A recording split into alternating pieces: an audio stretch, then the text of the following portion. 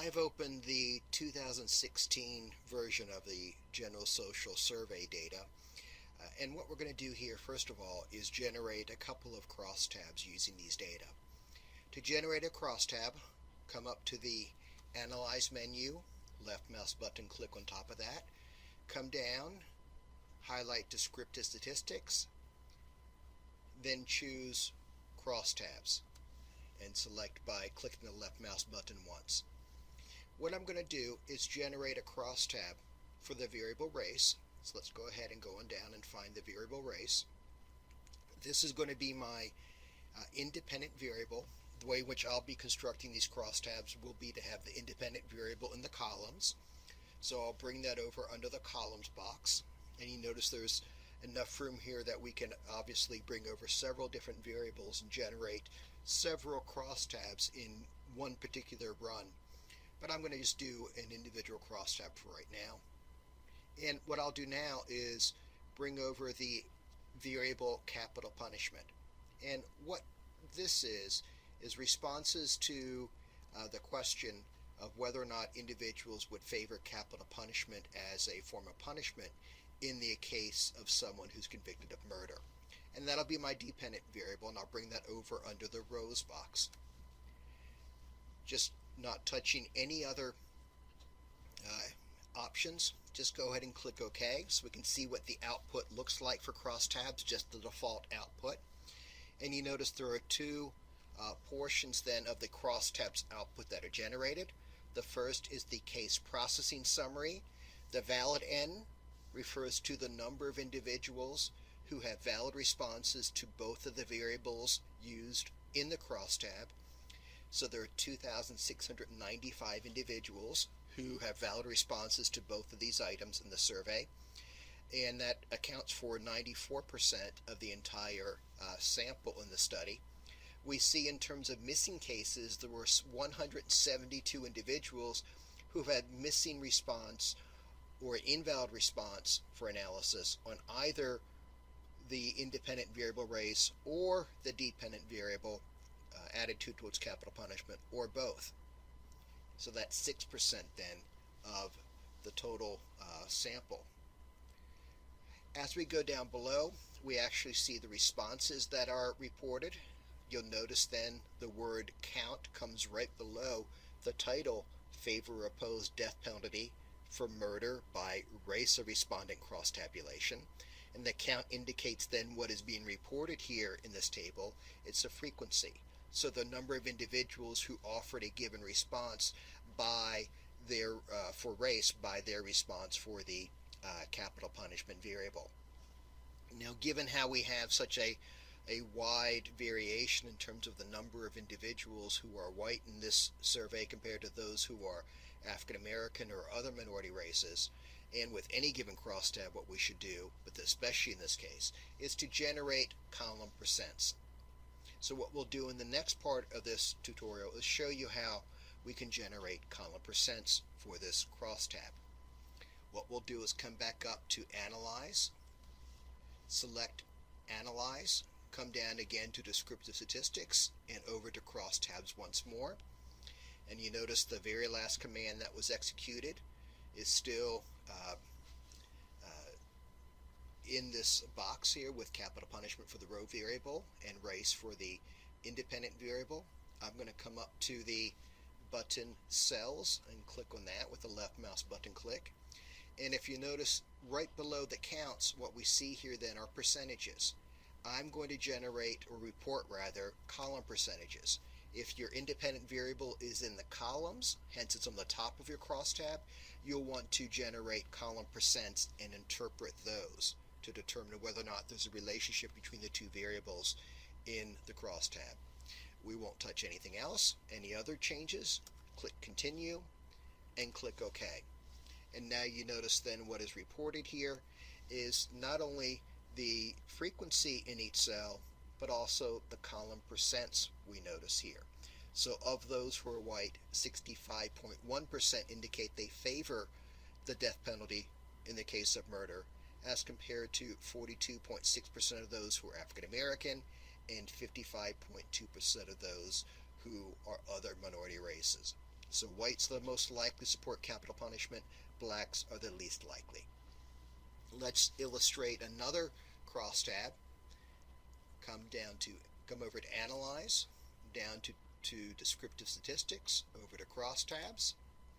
I'm going to remove capital punishment as the dependent variable, and I'm going to come down to Con Army, and what Con Army is a variable that records the responses of whether or not an individual has confidence in the leaders of Army, of the U.S. Army, that is.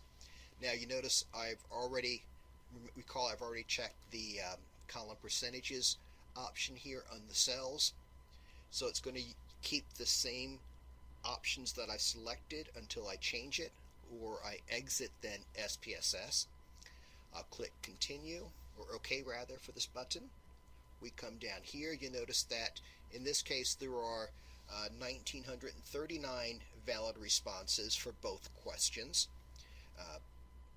where you see then that there are 930 cases or individuals who have a missing response or invalid response for either race or their attitude towards leaders of the military. So in this case, only 68% of our sample is used for the analysis. And as we compare across, I don't see much of a difference between the race of respondents and having a great deal of confidence, nor in terms of only some confidence, and certainly not in terms of hardly any confidence. So I really don't see that there appears to be much of a relationship here between one's race and one's attitude in the military.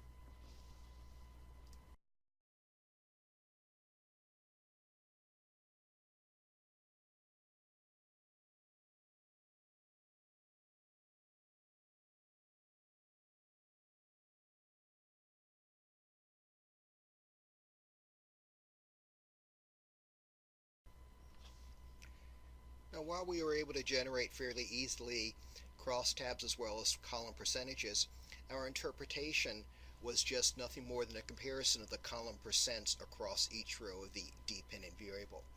What we would like is a more systematic, or perhaps an objective approach for determining whether or not the pattern that we see within a table is statistically meaningful or not, once we determine the nature of the relationship by just interpreting then the column percentages that we have. So what we're going to do now is generate a chi-squared test statistic. I'll come back up to Analyze, down to Descriptives again, and over to Crosstabs. What I'll do is I'll go back to the first dependent variable that I used, and that was the variable cap pun, whether or not an individual is supportive or favor or opposes rather capital punishment in the event of murder. We'll still keep the cells. We report the observed frequency as well as column percents for our interpretation. But now let's click on the statistics button, and up comes up a variety of different statistics that we can have generated for us. What I'm going to do is merely just click on the box next to chi-square, and that's going to be our test for whether or not we have a statistically significant or meaningful relationship between the two variables in our crosstab. Click continue, and now I'll select OK. And so we see, since we're using the exact same options as we had before, again we have the crosstab that reports column percentages. Now what is added with the checking of the box next to the chi-square test and the statistics options that we just used is the chi-square test box we see reported here. What we're going to do is report the Pearson's chi-square test statistic. That will be our version of chi-square that we'll use. It has a value of 80.4, 2 degrees of freedom, and in terms of its probability value, here it's reported to be a significance or probability value of 0.000. Now actually, if we go ahead and click on this box and double click on it to open up the editor, and we just move our cursor over top of this probability value, you notice it's not 0.000, it's actually 3.4785 e to the minus 18. So while it's not exactly 0, it certainly is less than 0.001. So how I would report this in terms of its significance, its probability value, is that the probability value is less than 0.001. And if we were using a 95% confidence interval, confidence level rather, with the alpha level associated with that is 0.05, whenever we see the probability value of a test statistic that is less than or equal to our alpha level, then we reject the null hypothesis. And for all crosstabs, the null hypothesis will be then that there is no relationship in the population between these two variables. So we will reject in this case the null hypothesis and conclude there must be a relationship between these two variables in the population from which the sample was drawn. Let's generate another chi-square test statistic. I'll come down to Analyze, over to Descriptives, down to Crosstabs. I'm going to change capital punishment as the dependent variable and go back to the second dependent variable I looked at earlier, and that being Army, confidence in leaders of the Army. Now, because I will not change the cells defaults that or options that I've chosen, it still will generate a column percent. I will not change the statistics that are generated, so it still will generate a chi-square test statistic. What I'll do is go ahead and click OK. And again, we see the crosstab we generated earlier that looks at attitudes towards leaders in the military and race of respondents. And we notice then down here the chi-square test statistic for this table has a value of 2.231. Its degrees of freedom are 4. Its probability value is 0.693. So if we were using the 95% confidence level for determining whether or not we have a statistically significant relationship, that would have an alpha level of 0.05. Any significance or probability value for a test statistic that is less than or equal to 0.05 would lead us to reject the null hypothesis for a crosstab of no relationship. In this case, for this particular table, we see that there is a probability value for the chi-square test statistic has a value of 0.693 that is much, much larger than an alpha 0.05. So in that case, it would lead us to fail to reject the null hypothesis that in the population from which this sample was drawn, there is no relationship between these variables. So we conclude then that there is not a statistically significant relationship in this crosstab between race and attitudes towards the military, at least leaders of the military, that is. One last thing I want to point out here in terms of discussing chi-square tests is if we look at the footnote that's labeled A below the chi-square test box, it indicates that 0 cells, which is 0.0% of cells, have expected count of less than 5. What we'll notice here is if we start to see cells within a crosstab that have expected frequencies of 5 or less, that chi-square test statistic will become an unstable test statistic. And you actually will notice then that an error message will be displayed once you see several cells for a crosstab have expected cell counts of less than 5. In that case, what you would do is perhaps consider combining then categories of the independent or the dependent variable together to force more cases into each of the cells for your crosstab. That's the way you would respond then to having an error message, or a warning message rather, that you have a number of cells that have less than a count of 5. So keep an eye on that given message there, and it may lead you then to collapse categories of one or both of your variables in response.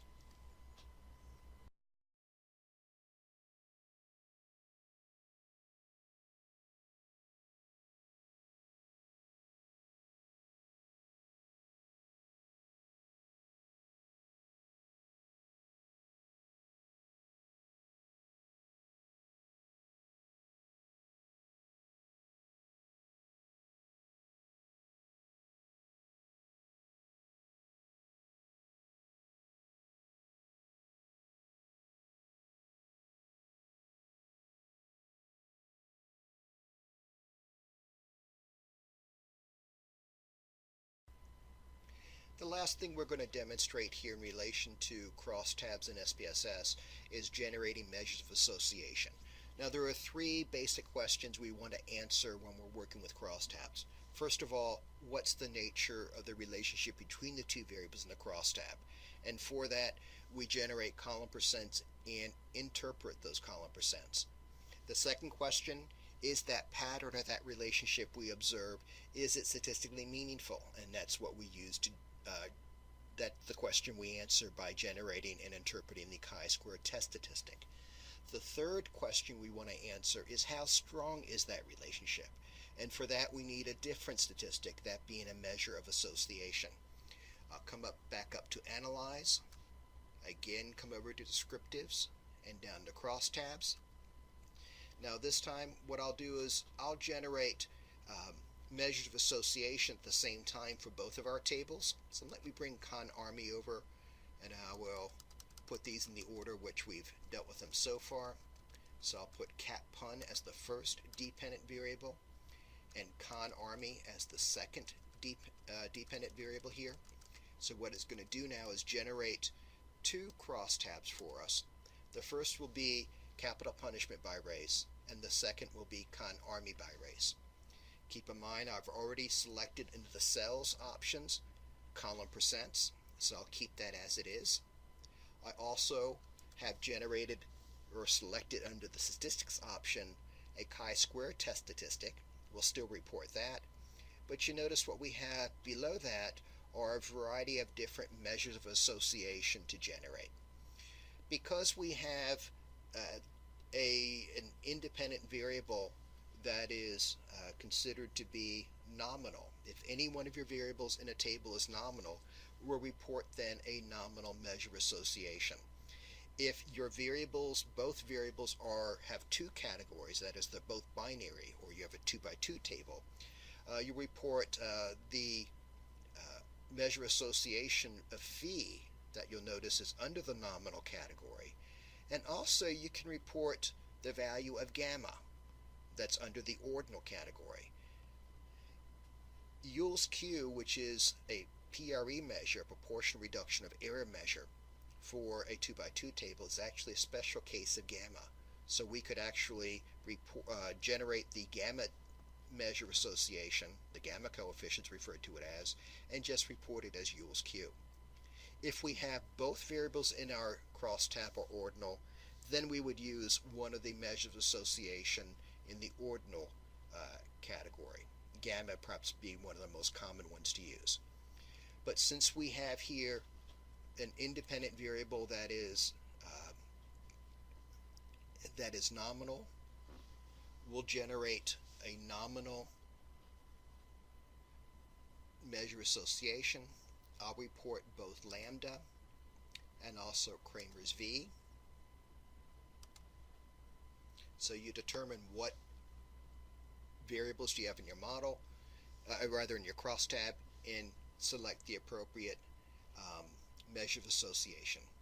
I'll click Continue, and now I'll click OK. And as we scroll down here again, we see the crosstab for race and attitude towards the death penalty. Statistically significant pattern we see here are the whites more likely to favor, blacks least likely to favor the three groups. Capital punishment in the case of murder. That is the statistically significant relationship. And as we come down now, we see directional measures. We'll look at lambda. And what you want to do, while there are three versions of lambda, a symmetric measure, which means it doesn't matter which is the independent or dependent variable. What I like to use is the asymmetric measure. That is the one that reports or is computed with one of the variables considered to be the dependent variable. Now there actually are two asymmetric measures of lambda here that are reported. One where favor opposing the death penalty for murder is the dependent variable, and one where race is the dependent variable. Since we are treating then the attitude towards a capital punishment as the dependent variable, I will report that asymmetric measure for lambda. So I'll indicate then that lambda has a value of 0.062, which indicates a fairly weak relationship between the two variables. While there's a clear pattern, the pattern is statistically meaningful, it's not a very strong relationship. Now, what I also do is I tend to avoid any hypothesis tests that are generated here. As you see, given that there's a standard error as well as a probability or significance value that's generated, I tend to ignore that information because I've already generated chi-squared test statistic for hypothesis testing. So I just report then lambda equals 0.062. Coming down to the second and you notice also it generates a value of, I've generated a value of Kramer's V, which has a value of 0.173, which suggests a moderately weak relationship. It suggests it's a little stronger here than what lambda indicates. But lambda is a preferred measure over Kramer's V since lambda is a proportional reduction of error, while Kramer's V is not. Coming down, looking at the confidence in the military, we see the crosstab as well as the chi-square test. It was not a statistically significant pattern. Coming down to the value for lambda, you notice looking at confidence in the military as a dependent variable has a value of 0. And the reason why that's the case, if we move up here and actually look at the crosstab, you notice that the vast majority of respondents here, 53% for the entire sample, I should say a majority of respondents in the entire sample, indicated that they had a great deal of confidence in leaders of the military, while the modal response for each category of race, whether you're white, black, or other minority races, is a great deal of confidence. So in that case, lambda will necessarily have a value of 0, even if there was a relationship here that is statistically significant. So when that's the case, when we see here then that lambda has a value of 0, what I do is I then look at Kramer's V. If Kramer's V is non-zero, that's what I report. So in that case, I'll report Kramer's V here has a value of 0.024, which indicates a very weak relationship, which is not surprising since we didn't discern any clear pattern and the chi-square test statistic indicated there was no meaningful relationship between the two variables. Now, I'm not reporting Kramer's V because this has a higher value than lambda, just that mathematically lambda will always have a value of 0, as we just showed you, when the modal response for each category of the independent variable is the same for the dependent variable. In that case, that's when I would report Kramer's V instead of lambda. As I've gone through this, what we're able to do now is generate a crosstab with column percentages, a hypothesis test, that being chi-square, and also measures of association. So with one given command, and I could have done this just once, but I wanted to show you how with each additional option I selected, I generate additional output. We could have generated all of this output by just going through and from the very beginning selecting the appropriate options to generate column percents, chi-square test statistic, and an appropriate measure of central tendency. And this should be all you need to know in order to perform any analysis using crosstabs in SPSS.